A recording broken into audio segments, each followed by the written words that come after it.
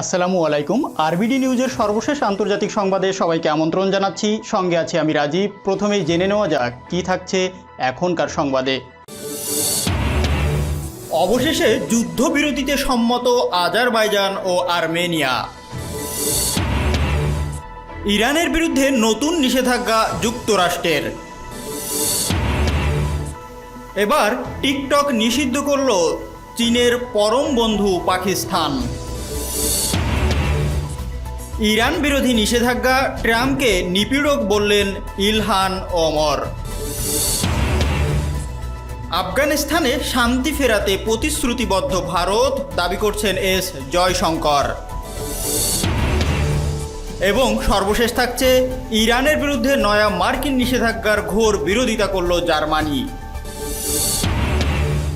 এতক্ষণ প্রধান অংশগুলো শুনলেন, এখন বিস্তারিত। তবে তার আগে রিকোয়েস্ট থাকবে ভিডিওটিতে একটি লাইক দিয়ে সাথেই থাকুন। অবশেষে যুদ্ধবিরতিতে সম্মত হয়েছে আজারবাইজান ও আর্মেনিয়া। শনিবার দুপুর থেকে এই যুদ্ধবিরতি কার্যকর হবে। খবর বিবিসি নিউজ, সিএনএন ও আল জাজিরা। শুক্রবার রাশিয়ার মধ্যস্থতায় মস্কোতে অনুষ্ঠিত শান্তি আলোচনায় অংশ নেন আজারবাইজান ও আর্মেনিয়ার পররাষ্ট্রমন্ত্রীরা। টানা 10 ঘন্টার ওই বৈঠকে যুদ্ধবিরতিতে সম্মত হয় দুই দেশ।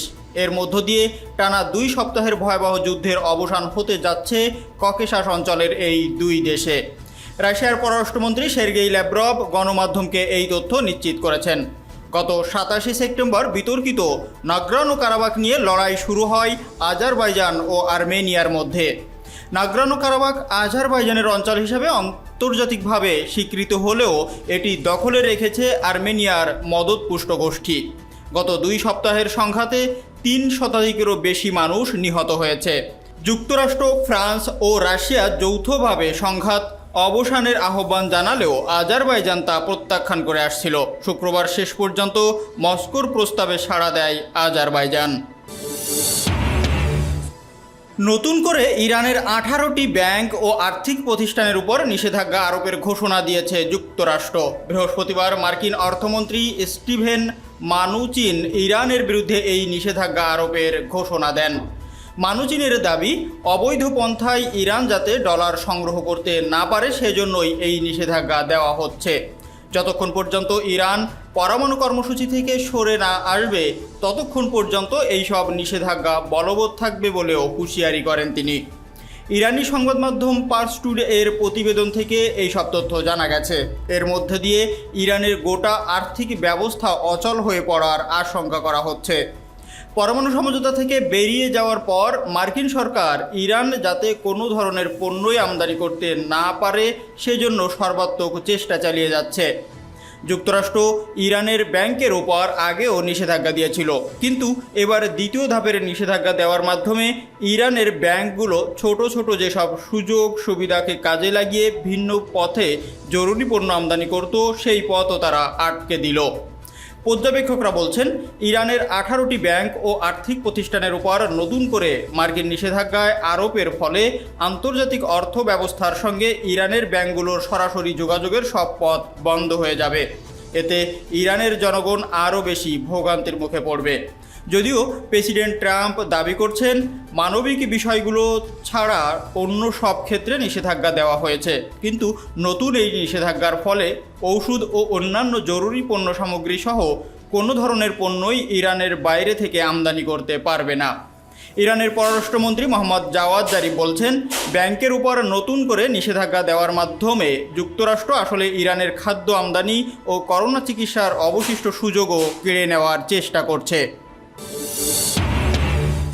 চীনা মালিকাধীন কোম্পানি বাইটড্যান্সের জনপ্রিয় ভিডিও শেয়ারিং অ্যাপ টিকটককে অনৈতিক ও কুরুচিপূর্ণ অভিহিত করে দেশে অ্যাপটিকে নিষিদ্ধ করছে পাকিস্তান। শুক্রবার এক বিবৃতি দিয়ে এই নিষেধাজ্ঞার কথা জানিয়েছে পাকিস্তানের টেলিযোগাযোগ কর্তৃপক্ষ। রয়টার্সের প্রতিবেদন অনুযায়ী বিবৃতিতে বলা হয়েছে যে ভিডিও শেয়ারিং অ্যাপ টিকটকের অনৈতিক ও কুরুচিপূর্ণ বিষয়বস্তুর বিরুদ্ধে সমাজের বিভিন্ন অংশের মানুষের নানা অভিযোগের পরিপ্রেক্ষিতে পাকিস্তান টেলিযোগাযোগ কর্তৃপক্ষ অর্থাৎ পিটিএ দেশে অ্যাপটি নিষিদ্ধ করার জন্য নির্দেশনা জারি করেছে। তবে এ নিয়ে তাৎক্ষণিকভাবে মন্তব্য করার জন্য টিকটক কিংবা বাইটড্যান্স কর্তৃপক্ষের কারো সঙ্গে যোগাযোগ করা সম্ভব হয়নি বলে জানিয়েছে ব্রিটিশ এই বার্তা সংস্থা। পাকিস্তান টেলিযোগাযোগ নিয়ন্ত্রণ কর্তৃপক্ষ অবশ্য এও বলছে যে টিকটকের বিষয়টি জানানো হয়েছে এবং তাদের সঙ্গে আলোচনার পথ খোলা রয়েছে। যদি অনৈতিক ও কুরুচিপূর্ণ বিষয়বস্তুর সংশোধন পদ্ধতি নিয়ে তারা কোনো সন্তোষজনক পদক্ষেপ নেয় তাহলে সিদ্ধান্তটি পুনর্বিবেচনা করা যেতে পারে। চীন সীমান্তে উত্তেজনার সময় জাতীয় নিরাপত্তা হুমকি হিসাবে অভিহিত করে গত জুনে টিকটক সহ 59টি অ্যাপ নিষিদ্ধ করেছিল ভারত, যার বেশিরভাগই চীনা। যুক্তরাষ্ট্র একই অভিযোগ তুলে দেশে টিকটক নিষিদ্ধ করে। শুধু মার্কিন মালিকানায় গেলে টিকটক যুক্তরাষ্ট্রে কার্যক্রম চালাতে পারবে বলে জানায় ডোনাল্ড ট্রাম্প প্রশাসন।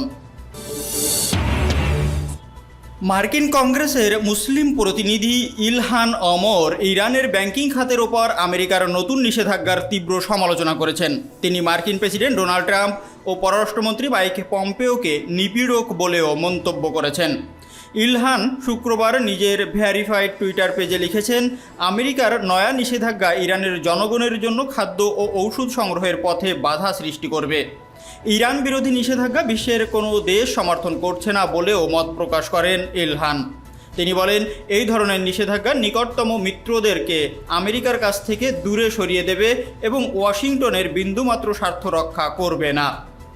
মার্কিন অর্থ মন্ত্রণালয় গত বৃহস্পতিবার ইরান বিদ্বেষী নীতি বাস্তবায়নের অংশ হিসাবে সে দেশের 18টি ব্যাংকের উপর নতুন করে নিষেধাজ্ঞা আরোপ করেছে। 2018 সালের 8 মে মার্কিন সরকার ইরানের পরমাণু সমঝোতা থেকে বেআইনিভাবে বেরিয়ে যাওয়ার পর তেহরানের উপর কথিত সর্বোচ্চ চাপ প্রয়োগের যে নীতি গ্রহণ করেছিল তারই অংশ হিসাবে তেহরানের বিরুদ্ধে একের পর এক নিষেধাজ্ঞা দেওয়া হচ্ছে। ইরানের পররাষ্ট্রমন্ত্রী মোহাম্মদ জাওয়াদ জারিফ বলেছেন, যেসব দেশ নিষেধাজ্ঞা আরোপ করে বিদেশে ইরানের অর্থ আটকে দিচ্ছে সেই সব অপরাধীকে একসময় বিচারের মুখোমুখি করা হবে। আফগানিস্তানে শান্তি ফেরানোর জন্য প্রতিশ্রুতিবদ্ধ ভারত। আফগানিস্তানের শান্তি প্রক্রিয়ার প্রধান আলোচক আবদুল্লাহের সঙ্গে বৈঠকের পর একথা জানিয়েছেন ভারতের পররাষ্ট্রমন্ত্রী এস জয়শঙ্কর। শুক্রবার বৈঠকটি হয় নয়াদিল্লিতে অবস্থিত হায়দ্রাবাদ হাউসে। গত মঙ্গলবার 5 দিনের সফরে নয়াদিল্লিতে এসেছেন আফগানিস্তানের অন্যতম শীর্ষ নেতা আবদুল্লাহ। তার সঙ্গে দুই দেশের মধ্যে থাকা চুক্তি এবং আঞ্চলিক সমস্যা নিয়ে বৈঠক করার পাশাপাশি আফগানিস্তান সরকারের সঙ্গে তালেবানের শান্তি আলোচনা নিয়েও কথা বলেন ভারতের পররাষ্ট্রমন্ত্রী। বৈঠকের পর এস জয়শঙ্কর টুইট করেন, HCNR চেয়ারম্যান মনোনয়ন আবদুল্লাহের সঙ্গে দেখা করে খুব আনন্দিত হয়েছি। আমাদের মধ্যে দ্বিপাক্ষিক সম্পর্ক ও আঞ্চলিক বিষয় নিয়ে খুব ভালো আলোচনা হয়েছে। প্রতিবেশী হিসাবে আফগানিস্তানে শান্তি ফেরানোর বিষয়ে ভারত প্রতিশ্রুতিবদ্ধ। পাল্টা জবাবে ভারতের পররাষ্ট্রমন্ত্রীর ভূয়সী প্রশংসা করেন আবদুল্লাহ। তিনি টুইট করেন, ভারতের পররাষ্ট্রমন্ত্রী মাননীয় এস জয়শঙ্করের সঙ্গে যখনই দেখা তখনই আনন্দ অনুভব করি। দুদেশের সম্পর্ক নিয়ে আলোচনা করার পাশাপাশি বৈঠকে আফগানিস্তানের শান্তি প্রক্রিয়া নিয়েও কথা বলছি আমরা। আমাদের দেশে শান্তি ফেরাতে ভারত সম্পূর্ণ সমর্থন দেবে বলে তিনি আশ্বস্ত করেছেন। ইরানের বিরুদ্ধে আমেরিকার নতুন করে আরোপিত নিষেধাজ্ঞার কঠোর সমালোচনা করেছে জার্মানি। দেশটির পররাষ্ট্র মন্ত্রণালয়ের মুখপাত্র মারিয়া আদিবার শুক্রবার বার্লিনে এক সংবাদ সম্মেলনে বলেছেন, এই নিষেধাজ্ঞার ফলে ইরানে মানবিক পণ্য আমদানি আগের চেয়ে আরও বেশি জটিলতার মুখে পড়বে। তিনি ইরানের বিরুদ্ধে আমেরিকার নিষেধাজ্ঞা আরোপের নীতির তীব্র বিরোধিতা করে বলেন, বার্লিন ওয়াশিংটনের তেহরান বিরোধী সর্বোচ্চ চাপ প্রয়োগের প্রক্রিয়ায় অংশগ্রহণ করবে না। জার্মান পররাষ্ট্র মন্ত্রণালয়ের মুখপাত্র বলেন, ইরান যখন করোনা সংকট মোকাবেলা করছে তখন দেশটিতে মানবিক পণ্য সরবরাহ বাধাগ্রস্ত হয় এমন কোনো পদক্ষেপ নেওয়া উচিত নয়। মার্কিন অর্থ মন্ত্রণালয় গত বৃহস্পতিবার ইরান বিদ্বেষী নীতি বাস্তবায়নের অংশ হিসাবে সে দেশের 18টি ব্যাংকের উপর নতুন করে নিষেধাজ্ঞা আরোপ করেছে। 2018 সালের 8 মে মার্কিন সরকার ইরানের পরমাণু সমঝোতা থেকে বেআইনিভাবে বেরিয়ে যাওয়ার পর তেহরানের উপর কথিত সর্বোচ্চ চাপ প্রয়োগের যে নীতি গ্রহণ করেছিল তারই অংশ হিসাবে তেহরানের বিরুদ্ধে একের পর এক নিষেধাজ্ঞা দেওয়া হচ্ছে।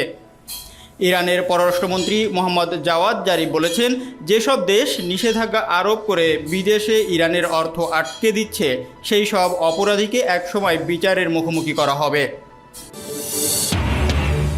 ভিডিওটি যদি ভালো লাগে অবশ্যই লাইক করবেন এবং কমেন্টস করে জানিয়ে দিবেন এই সকল বিষয়ের উপর আপনার মূল্যবান মতামত। আর অবশ্যই আপনার পরিবার ও বন্ধুবান্ধবের ভিতর ভিডিওটি শেয়ার করে দেবেন।